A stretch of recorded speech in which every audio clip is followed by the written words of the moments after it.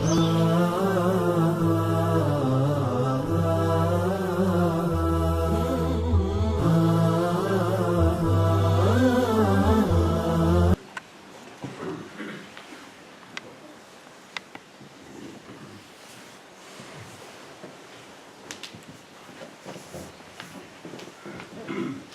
warahmatullahi wabarakatuh. Bismillah wa salatu ala rasulillah wa ala alihi wa sahbihi wa man walah. Rabbi shrah li sadri wa yassir li amri wa hlul 'uqdatan min lisani yafqahu qawli.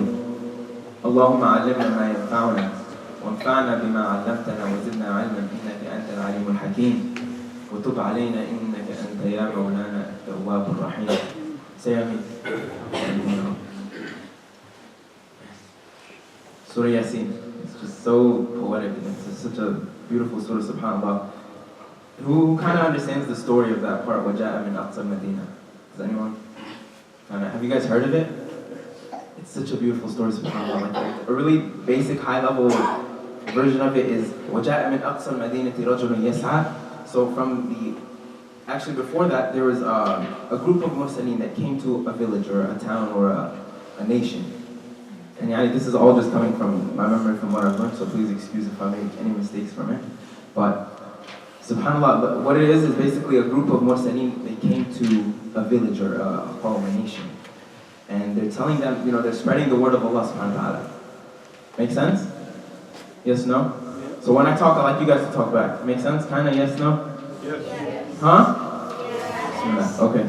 So, they said, وَمَا عَلَيْنَا إِلَّا الْبَلَاغُ الْمُبِينُ, basically. So they're saying, from the beginning when the people came, وَضْرِبْ لَهُمْ مَثَلًا أَصْحَابُ الْقَرْيَةِ إِذْ جَاءَهَا الْمُرْسَلُونَ, and show the people the example of a qarya, like a village, إِذْ جَاءَهَا الْمُرْسَلُونَ, if the Mursalun, when they went to it. Moving on, وَقَالُوا مَا أَنْتُمْ إِلَّا بَشَرٌ مِثْلُنَا, and the people in the village, they're saying, you guys are people just like us. You're not no one special. وَمَا أَنزَلَ الرَّحْمَنُ مِنْ شَيْءٍ, and Allah, the Rahman, the most merciful, He didn't reveal anyone. What? And then they keep going and they're saying, قَالُوا رَبُّنَا يَعْلَمُ إِنَّا إِلَيْكُمْ لَمُرْسَلُونَ. They're saying, Allah knows that we were sent to you. We were the messengers sent to you. وَمَا عَلَيْنَا إِلَّا الْبَلَاغُ الْمُبِينُ. And only upon us is just the divine revelation. We just have to do our job. And moving on, basically what happened is a really high level is that they got into an altercation and they started to beat them up and all of this stuff, subhanAllah.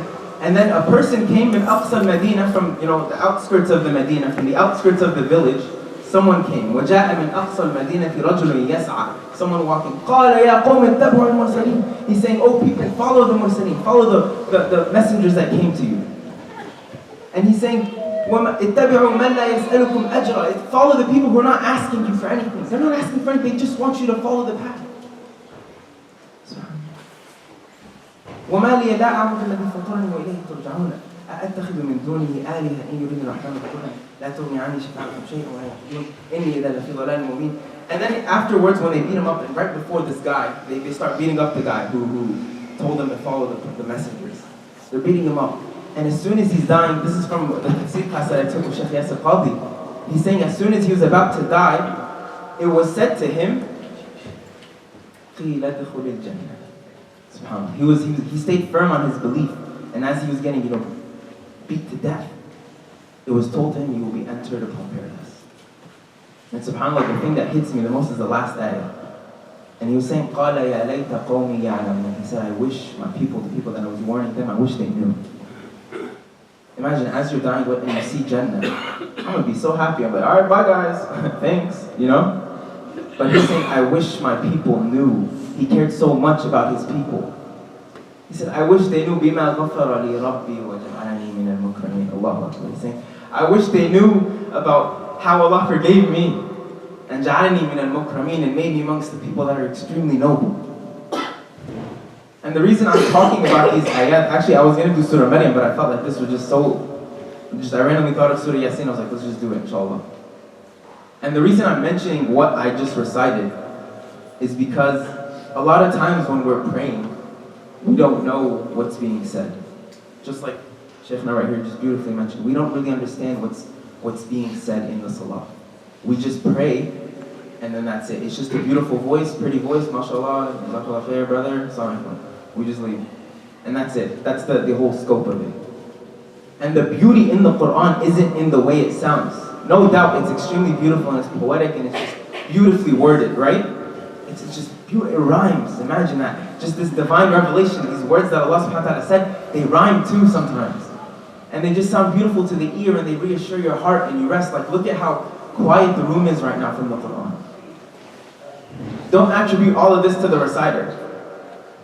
There's millions of reciters that will make you cry just from their voice. But all this silence that you feel right now, this sakina that you feel in the atmosphere, in the air, that's from the words of Allah being recited.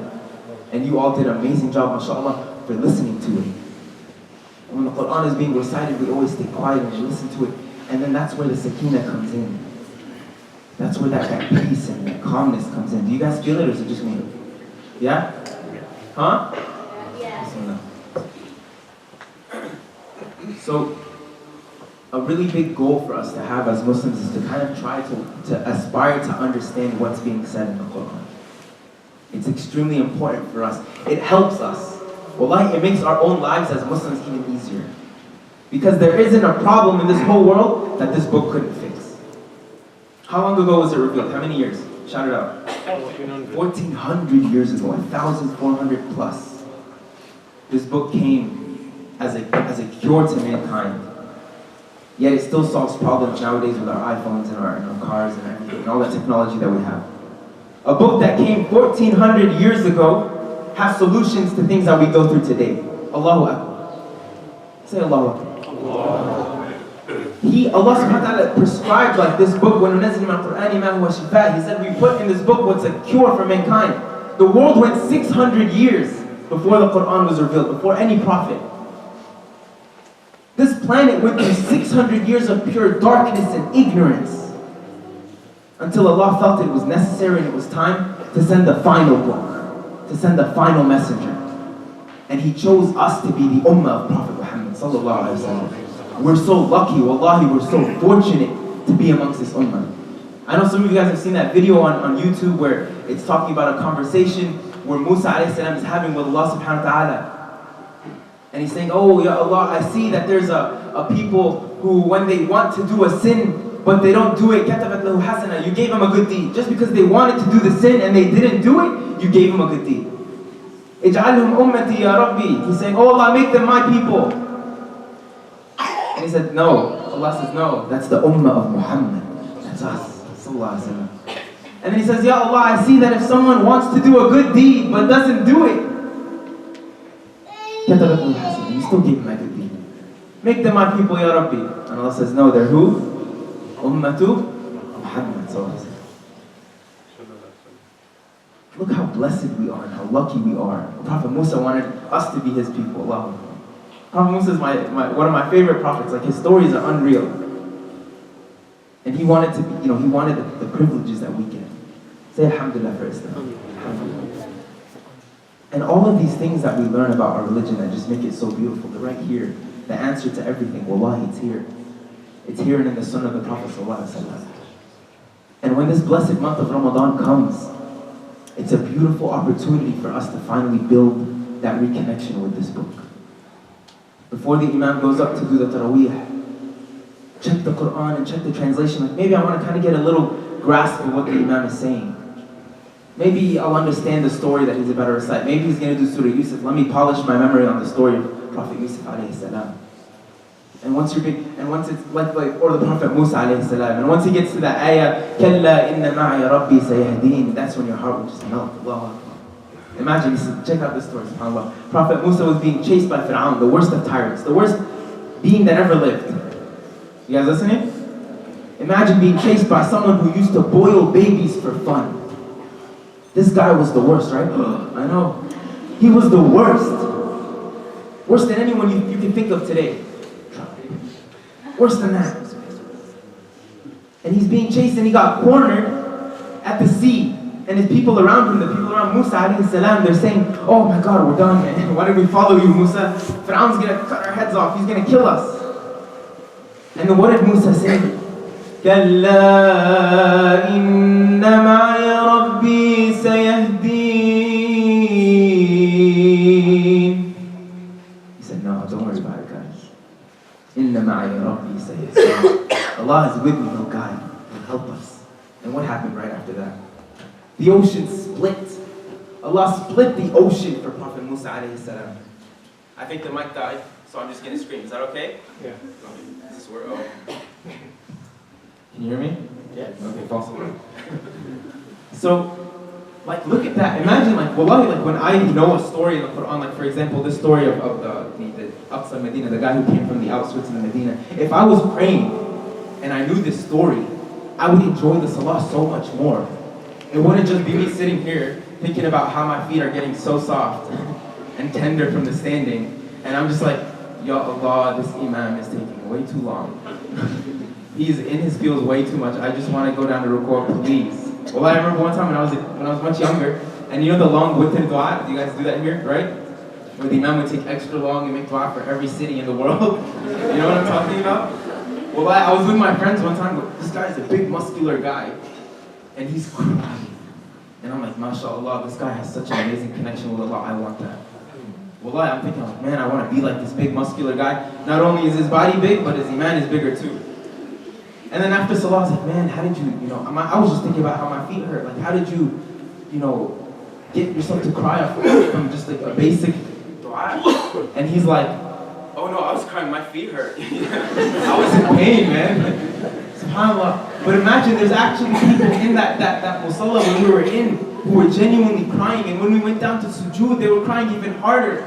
Because أَقْرَبُ مَا يَكُونُ الْعَبْدُ لِرَبِّهِ فِي السُّجُودِ, the closest the person will ever be is when they put this forehead on the ground, where our hearts are elevated above our egos. Literally. We put our foreheads down, where our egos are stored, our arrogance, all of that, we put that on the lowest part of the ground, and we're saying what? Subhana Rabbi al-A'la. All praise is due to Allah. My Lord, Rabbi. Feel that connection, al-A'la, the Most High. Allah. These are things that we need to think about when we pray. Salah isn't just a little yoga thing. It's not like, all right, next salah is in 3 hours and I get time, I can go play Fortnite. You guys don't play Fortnite here? Yeah. You raise your hand to play Fortnite. Are you good? We'll play salah. But basically, salah is so much more than just a little, exercise. Think of it as you exercising your heart. Think of it as you trying to replenish a connection that you're supposed to have with Allah subhanahu wa ta'ala. Think of it as like, oh, mama, I gotta go. Hey, buddy, I gotta go. My friend, wherever you're at, I gotta go. I have to make a phone call. But instead of it being an actual phone call, you're gonna have a real quick conversation with Allah. The one who designed your heart. The one who your heart is supposed to be only attached to. That's when you're able to cry in the salah, when you genuinely feel like it's so much more than just a chore. I know it's a fard, I know it's obligatory for everyone. We all have to pray, right? But it becomes so much more enjoyable when we approach it, where it's like, no, leave me alone, I want to go talk to Allah real quick. Only Allah knows what I'm doing, not you. I'm going to go talk to Allah about something. I'll be right back in a few minutes. Even the Prophet sallallahu alaihi wasallam, when he was with, say sallallahu alaihi wasallam. Louder, sallallahu alaihi wasallam. When the Prophet sallallahu alaihi wasallam was with his wife Aisha, who was said to be his favorite person in the world, right? Everyone thought that they were the Prophet's best friends, sallallahu alaihi wasallam. They thought that they were his best friends. When they asked him, who's your favorite person? He's like, Aisha. That's my number one. And when he was with her at night, he would tell her, Dani wa naji rabbi. He's with her at night, whatever they're hanging out, they're chilling. Even though he loves her more than he loves anyone else on the planet, he says, hey, Dani wa naji rabbi, can you give me some space real quick? Let me talk to my Lord real quick. Wow. How often do we do that? Very rarely. And it's such a missing sweetness of iman. We miss that beautiful taste. We don't get to just pray and let it all out to the Most High. Ya Rabbi, you know what I'm going through. Just help me out. Make me a little stronger just to pass this test. I know you test those that you love, so thanks for loving me. But this test is kind of hard, man. Allah, can you help me out? Can you make me a little stronger just to get through this tough time? That's the level and the relationship that we're supposed to have. Don't go to your friends when you need something. Go to Allah.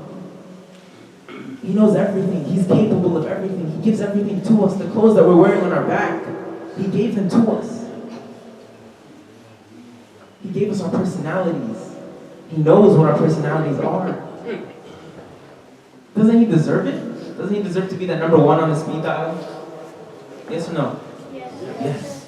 So this Ramadan, go into this month of Ramadan thinking that maybe it's time for me to replenish that relationship with Allah. Maybe it's about time I put Allah on the number one in my list. Maybe it's about time I opened up the Quran. The Prophet what he used to do in the month of Ramadan, the number one thing he would do was two things. Or the number two things that he would do. كان أجود الناس. He was the most generous of people, was he not? He was the most generous of people, and in Ramadan he was the most generous that he'll ever be throughout the whole year. Anytime he had an opportunity to give, he would give and give and give.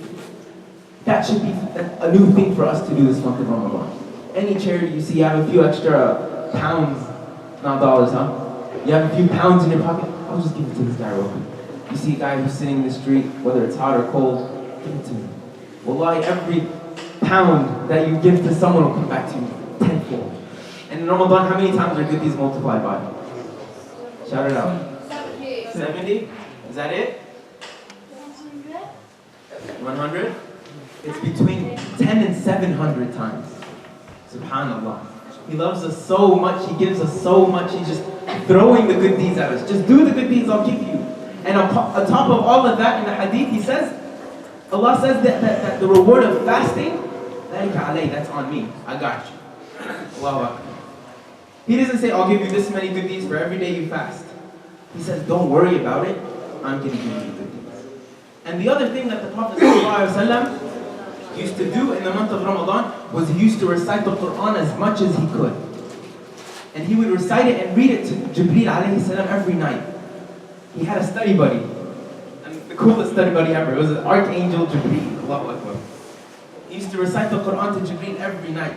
And the amount that he recited used to increase every Ramadan. So he didn't just stop. Alright, I'm just going to do one khatma and that's it. Okay. Go eat my jalebi.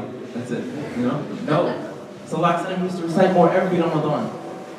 And the thing that I liked about this example is that the Prophet ﷺ had a study buddy.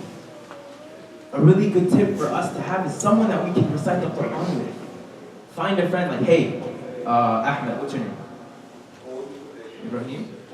Habib. Hey Habib, me and you, this month Ramadan, that's it, no Fortnite. Just Quran. Me and you, we're going to read the whole Quran, cover to cover, or even one juz. We're just going to, or maybe one surah, we're just going to finish Surah Baqarah, but we're going to make sure that when we read it, we're going to go check out the translation online too. Because next time when the Imam recites it, I'm going to cry like a baby. Because that Quran is going to hit me. And I'm going to think about it and do tadabbur. And tadabbur basically means to dig deep into something, to go from behind. I'm going to investigate what this Quran means. I'm going to look into what God is telling me. Because He revealed this lin-nas.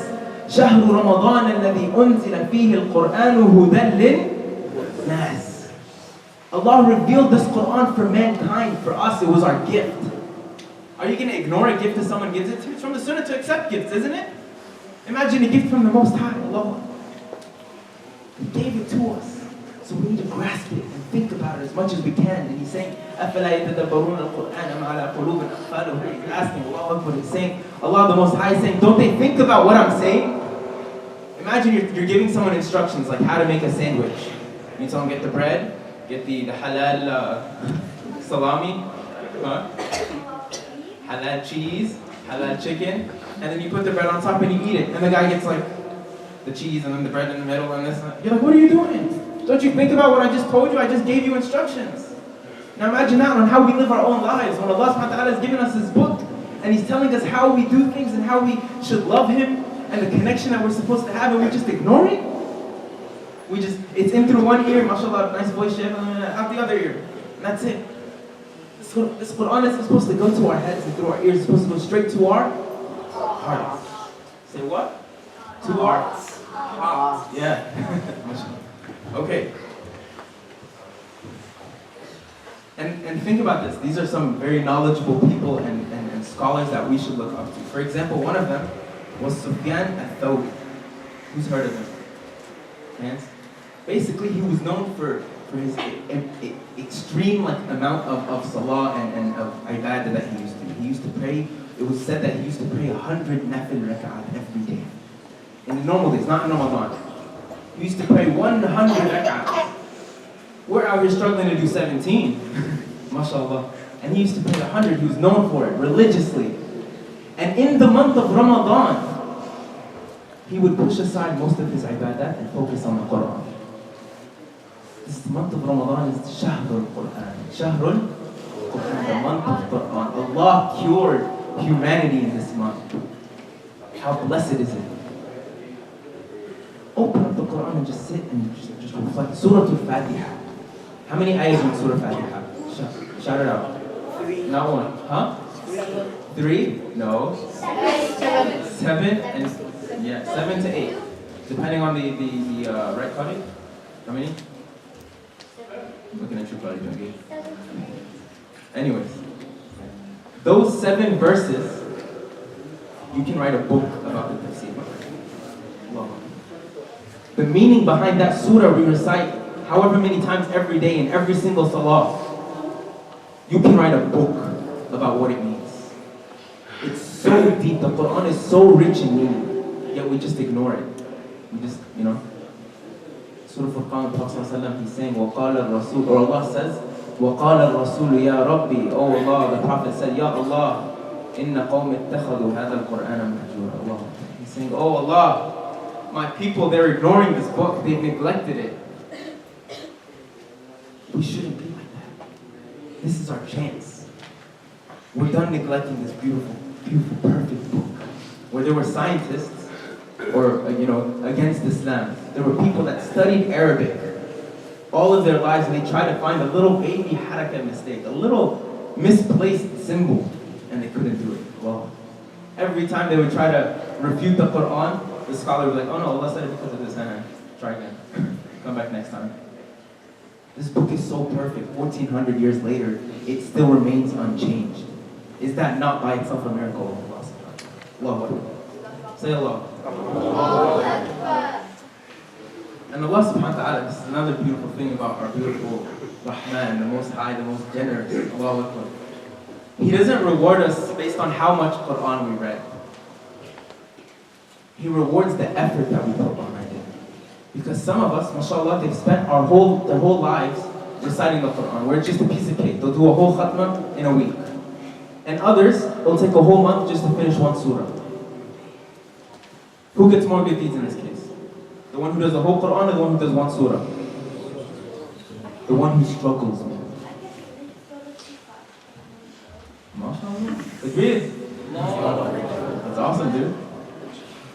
But Allah does not, He doesn't look at how much you do. He cares more about the quality and the effort that you put behind it. And there's a beautiful, beautiful, beautiful hadith of the Prophet ﷺ. And I'll say it in Arabic and then jump into the English. الذي يقرأ القرآن وهو ماهر به مع السفرة الكرام البررة. الله. والذي يقرأ القرآن ويتتعتع فيه وهو عليه شاق له أجران. And the English meaning is basically the one who's proficient in reciting the Quran, the one who recites the Quran very well, and he's a master of the recitation, where he can open any surah and just recite, the whole thing. That person, he's going to be with the kiram al-barra, the noble scribes of Allah subhanahu wa ta'ala. That reward. And the person who struggles when he's trying to recite that Quran, and the word ititata kind of, it's really difficult for him to recite the Quran. He stutters and he can't match the letters together, and he's going through so much pain and he's sweating. He's just, I can't read the surah, it's so hard. Lahu ajran, he gets two of those rewards. Allah. And some of the scholars, they say, the muhaddithun, they say, lahu ajran means he gets double of it. Look at the mercy of God. He just wants you to try. He doesn't say finish it, he says try. And another beautiful example of this is back in the time of the Prophet ﷺ, in the Battle of Khaybar. The Battle of Khaybar. There was a man who accepted Islam in the middle of the battle. He took the Shahada, okay? And he went to the Prophet and he wanted to fight in the battle. He wanted to participate. And the Prophet ﷺ gave him an excuse. He was like, no, don't worry about it. You're a new Muslim. You still don't know how things work. Don't worry about it. But he was so adamant. He had so much ikhlas and so much sincerity. He really wanted to, be a part of the Muslim cause. So he went to fight in the battle, and he passed away in that battle. He took shahada, joined the battle, and he passed away in that battle as soon as he became a Muslim. And when the Prophet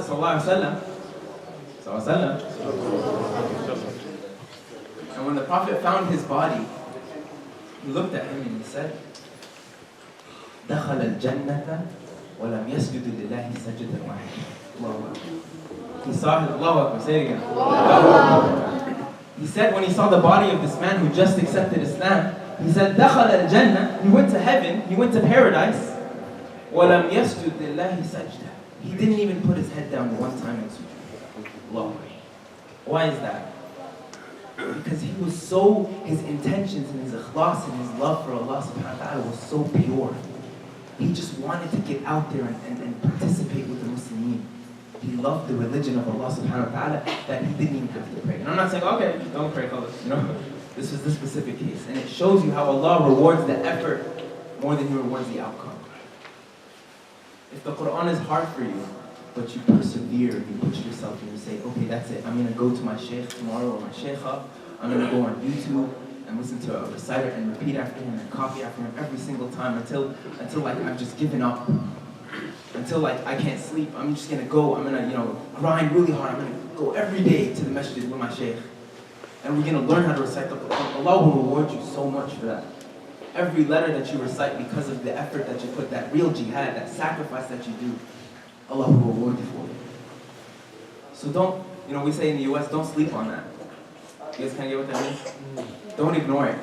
Don't think that, oh man, I'm not a Qari Sahib, that means I'm never going to, get good deeds for reciting Quran. Allah, don't worry about it. Push yourself, find a teacher.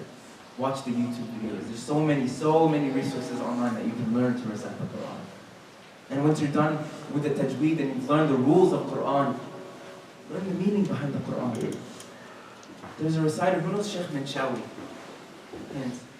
Have you guys heard of Muhammad Siddiq al-Minshawi? He's a legend. One of the top 5 reciters that have ever lived. That's what it was said. It was said that his understanding of the Quran was so heavy and so intense. He understood the Quran so well that he used to give, it was almost like he was giving the tafsir of the Quran through his voice. Allahu Akbar.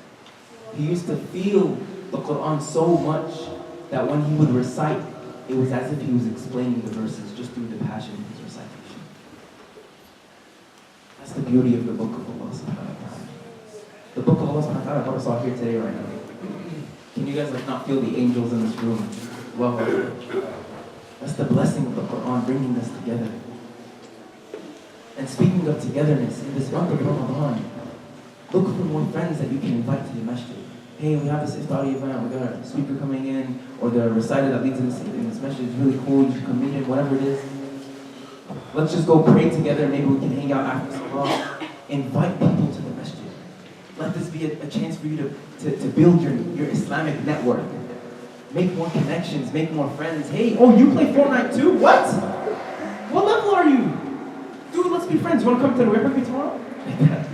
We call it, in the US we call it ninja dawah. Like it's like low key, very quiet. Just salam, how you doing? Everything. Let's go pray. So invite people to the masjid with you. Speak to friends that you haven't spoken to, especially the older generations in this room. If you have family members that you have problems or whatever it is, let this Ramadan be a new restart for you. Hit that reset button. Like when your phone is extremely slow and it's just extremely, dead and it's just viruses and everything. Normally what we do is we just reset the whole phone. Do that with your friends and your family. Reset that friendship, that relationship. The ajr that you get for rectifying, the ties with your friends and your family is huge in Islam. We think that when we pray 5 times a day and we recite the Quran and we do this and we watch the videos and we go to tafsir halaqas and all that stuff, we haven't spoken to our neighbor in 10 years because my apple fell in her lawn and she didn't give it to me. Allahu Akbar, what do you think Allah cares more about? We have to work on ourselves before we work on these other things. Allah will not change the status of a nation until they change what is within them. This is in the Quran. Allahu Akbar. Allahu Akbar. I love you guys so much.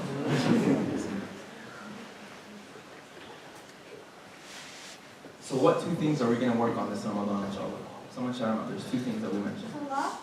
Salah. That's one of them, but that's not the exact one. What else?